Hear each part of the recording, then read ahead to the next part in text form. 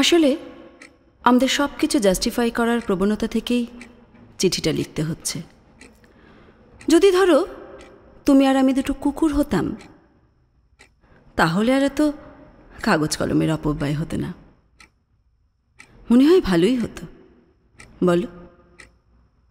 ওই পৃথিবীটায় কষ্ট বলতে খিদে, ইচ্ছে বলতে সেক্স, আর ভয় বলতে গায়ের ওপর হামলে পড়া মৃত্যুবাদে আর বিশেষ কিছু নেই।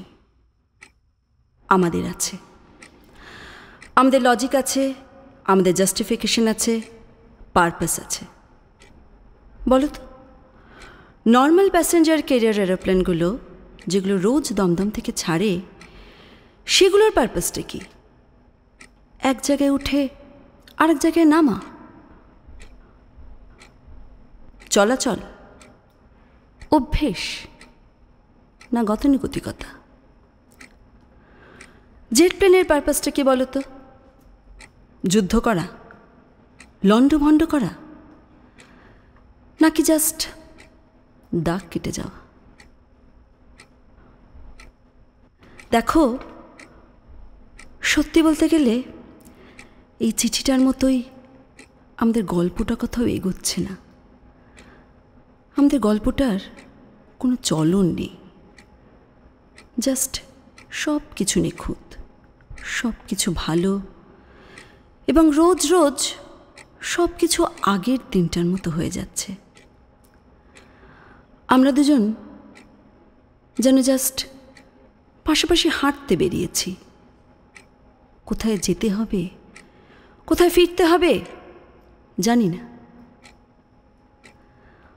আমার একটা রানওয়ে চাই আর্য, নামগোত্রহীন রাস্তা নয়, যতই ছোট্ট এয়ারপোর্ট হোক না কেন। ভালো থেকো, মন খারাপ করো না। দাগ কাটার ইচ্ছে আছে, কিন্তু তোমার জন্য ক্ষতস্থানের দাগ হয়ে থাকার ইচ্ছা নেই আমার।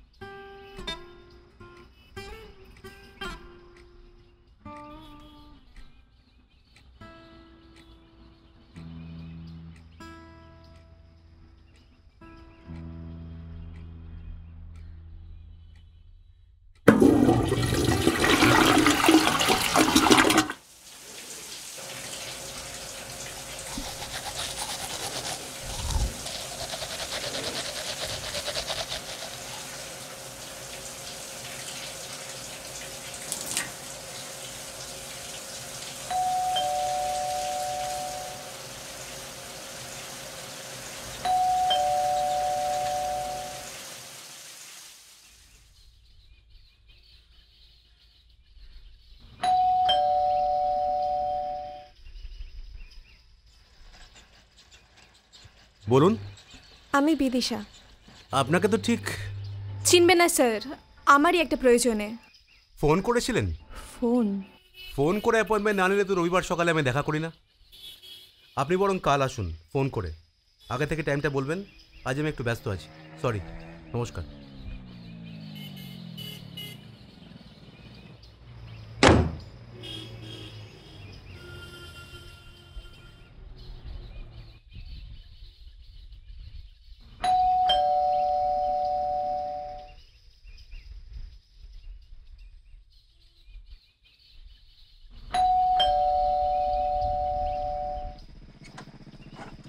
আপনি এখনো কুচবিহার স্যার।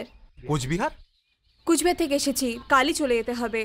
আজকে না হলে ভীষণ অসুবিধায় পড়ে যাব। আপনি আমার সাথে দেখা করার জন্য কুচবিহার থেকে আসছেন কেন? ভেতরে আসুন।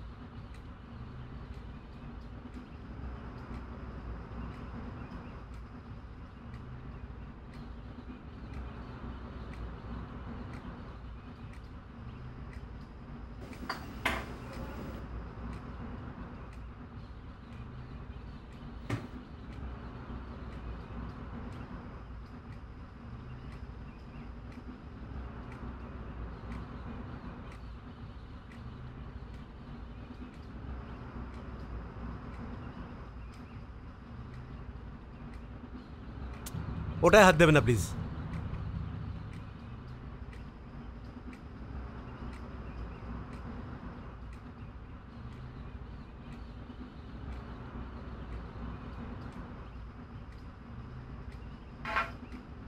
বলুন। আপনার গ্র্যাজুয়েশন তো যাদবপুর? হ্যাঁ। কোন ব্যাচ? 2002। ইংলিশে অনার্স করে জাপানি আর্ট নিয়ে রিসার্চ করছেন যে? কেন, করা বারণ? আপনার রাগ হবে এরম একটা প্রশ্ন করি। ওই ছবিতে যে ভদ্রমহিলা আপনার স্ত্রী, তো তা উনি এখানে নেই? আপনি কি আমার পার্সোনাল লাইফ নিয়ে রিসার্চ করবার জন্য কুচবিহার থেকে কলকাতা এসেছেন?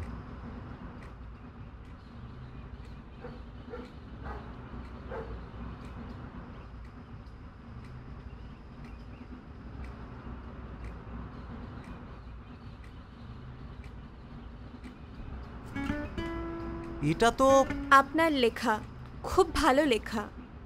আপনি কাটিংটা দেখানোর জন্য এসেছেন? খানিকটা ঠিক বলেছেন, এবার বাকিটা।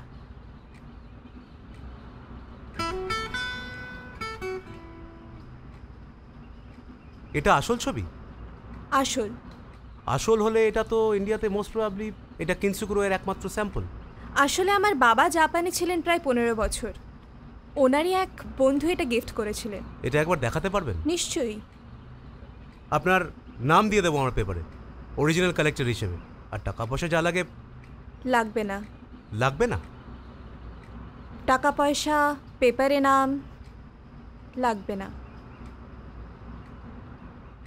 কিনসুকুরোই, সোনার পাথর বাটি, ভাঙাচোরা জিনিসপত্র সোনার উপর দিয়ে জোর লাগানো। দারুণ না? দারুণ বলছেন? শুধু কনসেপ্টটা ভাবুন, অ্যাস্থেটিক্সটা ভাবুন। একটা ভাঙাচোরা জিনিসকে এমনভাবে সারানো যাতে সারানোর পরে জিনিসটার দাম ভাঙার আগের জিনিসটার চেয়ে বেশি হয়ে যায়। এটা তো বৌদ্ধ ধর্ম থেকে নেওয়া। হ্যাঁ, মহায়ানা বৌদ্ধ ধর্ম, তারই একটা কনসেপ্ট ওয়াবি স্যাবি, টু এমব্রেস ইমপারফেকশন। আপনি দেখবেন ইউরোপিয়ান আর্ট, গ্রেকো রোমান যে কোনো আর্টই ভীষণ পারফেক্ট, টু দি পয়েন্ট, নিখুঁত। ওয়াবি স্যাবি কিংবা কিনসুকুরোই আসলে তথাকথিত অসুন্দরের সেলিব্রেশন। জাপানি শিল্প স্থাপত্যের গোড়ার কথাই, চোখে যেটা খারাপ লাগে সেটা সবসময় খারাপ হয় না যদি সেটাকে যত্ন করা যায়। সেখান থেকেই ভাঙা পাত্র জোড়া লাগাবার জন্য কিনসু করে। আপনি কিন্তু এবার অপাত্রে দান করছেন স্যার। এসবের কিচ্ছু আমার মাথায় থাকবে না। বরং আমি বলি আমি কি চাই। বলুন।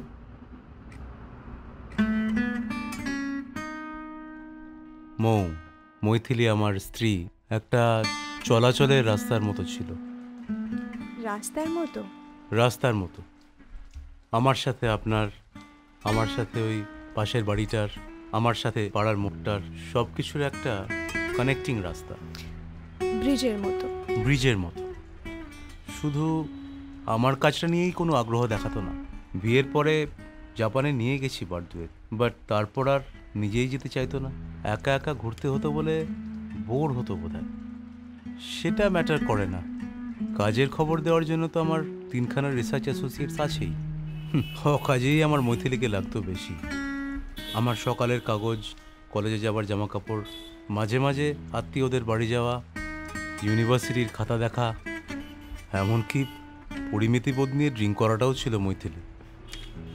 অভ্যেসের মতো। আপনি তো খুব অদ্ভুত মেয়ে। অদ্ভুত মনে হলো কেন? ঠিক জায়গায় ঠিক ঠিক শব্দ ইউজ করার একটা অদ্ভুত ক্ষমতা আছে আপনার। ঠিকই বলেছেন, ব্রিজের মতো, অভ্যেসের মতো। কিন্তু ব্রিজ ভাঙে, অভ্যেসও পাল্টায় অপেক্ষা করতে করতে। প্রত্যেকটা ব্রিজ আসলে মনে মনে চায়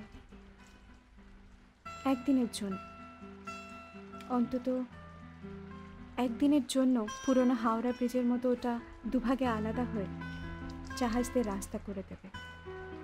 সেদিনটা অন্যরকম হবে। গাড়িগুলো সব ব্রিজের জন্য অপেক্ষা করবে। কিন্তু কিন্তু গঙ্গায় আজকাল আর বড় বড় জাহাজ চলে না, ছুটকো স্টিমার চলে কিছু। আর হাওড়া ব্রিজে গাড়ি ঘোড়া বড্ড বেড়ে গেছে। তাই ব্রিজগুলো, অভ্যেসগুলো অপেক্ষা করতে করতে জাস্ট বুড়িয়ে যায়, ভেঙে পড়ে, পরিত্যক্ত হয়, পাল্টে যেতে থাকে, নইলে পদভ্যেস হয়ে যায়। অপেক্ষার পরিণতি তার মানে শুধুই দুঃখ, অভাববোধ? নইলে হঠাৎ আনন্দগুলোকে কেউ যে সেলিব্রেট করতো না। আপনারা মেয়েরা সবসময় এসব নিয়ে ভাবেন না? দুঃখ, আনন্দ, অভ্যেস, পদভ্যেস। অগ্নি আর সাহার গল্পটা জানেন? মহাভারতে আছে। শুনি। অগ্নি ছিলেন বহুকামী, প্রায় প্রত্যেক দিনই নতুন মেয়ে লাগত শোবার জন্য। একবার হঠাৎ সপ্তর্ষিদের 7 জন সহধর্মিণীকে পাওয়ার জন্য অগ্নি উঠে পড়ে লেগেছিলেন। সাহা ছিলেন দক্ষের মেয়ে, অগ্নির অনুরক্তা। তিনি সপ্তর্ষিদের 6 জন ঋষির স্ত্রী সেজে অগ্নির সাথে শুয়েছিলেন। বশিষ্ঠের স্ত্রী অরুন্ধতির ক্ষেত্রে সেটা পারেননি। যাই হোক, এসবের পর অগ্নিকে সব সত্যি কথা বলে অগ্নির ছেলে আগ্নেয়কে গর্ভে নিয়ে হারিয়ে যান। হারিয়ে যান? অনেক মেয়ে যেরমভাবে হারায়। আসল কথাটা সেটা নয়। আসল কথাটা হলো নারী আর পুরুষের মূল গঠনটাই আলাদা। এক নারী প্রীতি নিয়ে অগ্নির কিছু যায় আসতো না, কিন্তু এই এক পুরুষ প্রীতি নিয়েই সাহা কিন্তু নিজেকে বারবার ভেঙেছিলেন। আপনি বলছিলেন না আমরা ভাবি, ভাবতে হয়। কি করব বলুন? আমাদের অর্গাজমটাও তো অনেকটাই মেন্টাল।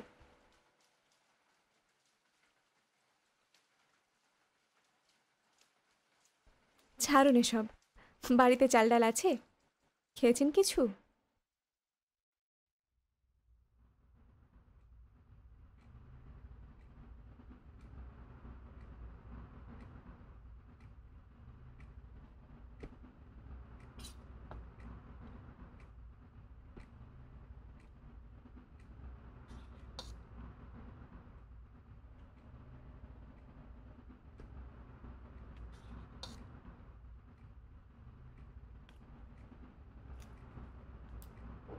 ঘি দিতে হবে। খাচ্ছেন না যে? না মানে খিচুড়ির টেস্টটা বৌদি রান্নার মতো, সেটা ভেবেই খেয়ে নিন না প্লিজ।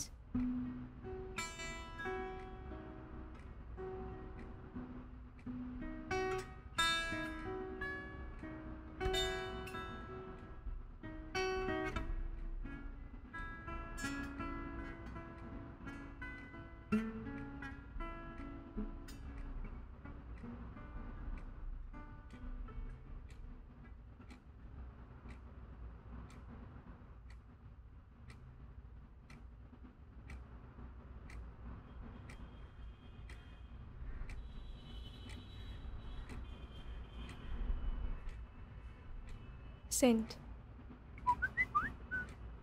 কালীঘাট? কুচবিহার, এককালে তাই ছিল। বাড়ি এসে খাইয়ে দাইয়ে এই ডাহা মিথ্যাটা বলার জন্য আপনার উপর কি রাগ করা উচিত? করতে পারেন, ঠিকানাটা নকল হলেও কিঞ্চুকুরইটা কিন্তু আসল। ওটা আপনার জন্য অপেক্ষা করবে, আমিও করব।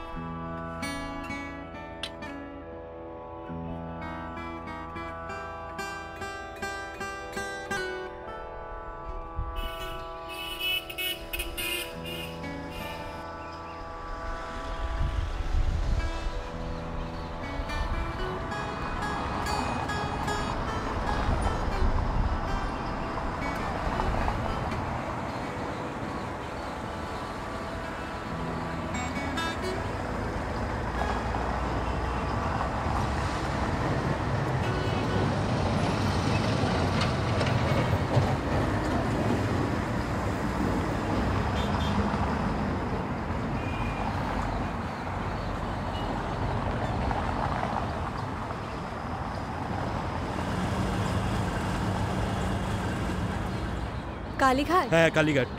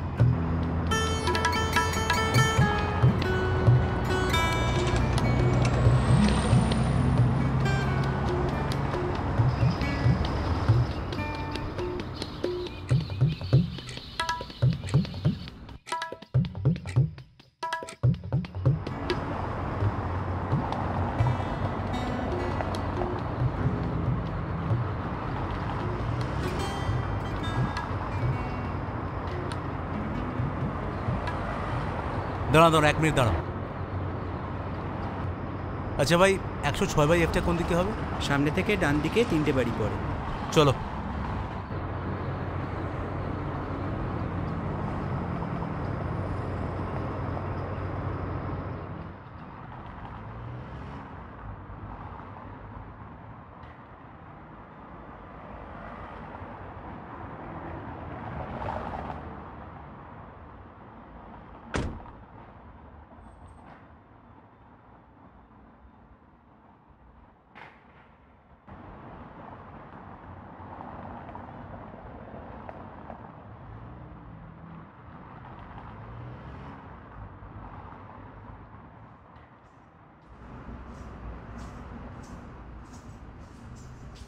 আচ্ছা, বিদিশা সেনগুপ্ত এখানে থাকেন? কে? বিদিশা সেনগুপ্ত? এটা তো রেসিডেন্স নয়। কিন্তু আমাকে তো এই অ্যাড্রেসই দেওয়া হয়েছে। এটা আসলে সেক্স ওয়ার্কারদের বাচ্চাদের জন্য স্কুল। স্কুল? হ্যাঁ। Sex worker? দাঁড়ান, ওনার একটা ছবিও আমার কাছে আছে। ও, এটা তো মালতী দি, আমাদের এখানে আর্ট ক্লাসের টিচার উনি। মালতী? বাপি, ডাকো তো মালতী দিকে। আপনি একটু বসুন, উনি আর্ট ক্লাস থেকে আসছেন। আপনি এসে গেছেন? এটা তো বাড়ি নয়। বাড়ি কাকে বলে আর্যদা? নাকি স্যার বলবো? বাড়ি তো সেই জায়গাটা না, যে জায়গাটা একটা মানুষ কেমন সেই আধারটা তৈরি করে। সে কেমন করে হাঁটবে, কথা বলবে, রান্না করবে, সেসব শেখায়। সেই অর্থে দেখতে গেলে এটা বাড়ি তো। আসলে কুচবিহার থেকে নিয়ে আসার পর আমাকে ভেঙে চুরে যেটা তৈরি করা হয়েছিল, সেখানে আমার ছোটোবেলাটা রূপকথা বলে মনে হতো, নর্থ বেঙ্গলটা ইউটোপিয়া। সত্যি একটা 4 ফুট বাই 4 ফুট ঘরে আমাকে বারবার রিডিফাইন করার চেষ্টা হতো। কেউ গায়ে মধু মাখাতো, কেউ চোখে কালো কাপড় বেঁধে দিত, প্রেমিক প্রেমিক হাব ভাব করতো আবার কেউ। কিন্তু বারবার এই রিডেফিনেশনটা যে টুকরোগুলো বানাচ্ছিল সেটা কিন্তু আমার। সেখান থেকে এই টুকরোগুলোকে জোড়া লাগিয়ে যে জায়গাটা আমাকে তৈরি করলো, কালীঘাটের মেয়ে থেকে এতগুলো বাচ্চার মালতী দিদি হয়ে গেলাম আমি। এদের কাছে আমি একটা অন্য কিছু হবার অপশন। সেই জায়গাটা যে জায়গাটা তৈরি করলো সেটা বাড়ি নয়, বাড়ি তো আমার বাড়ি।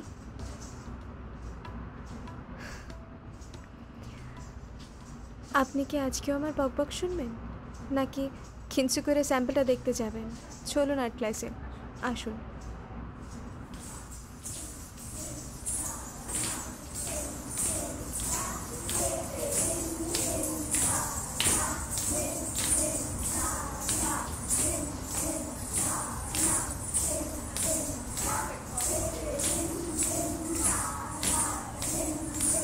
আপনি একটু দাঁড়ান।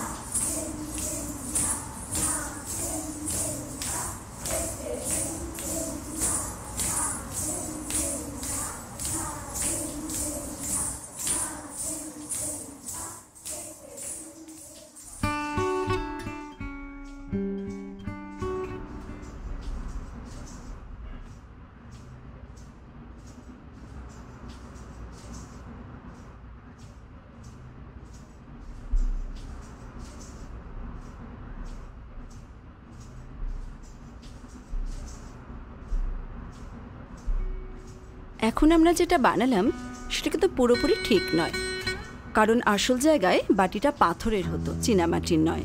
আর তাতে সোনা, রূপো, প্ল্যাটিনাম বিভিন্ন ধাতু দিয়ে ঝালাই করতে হতো। এভাবে গোল্ড ডাস্ট বা আঠা দিয়ে হতো না। কিন্তু বাটিটা দেখতে অনেকটা এরকমই হতো।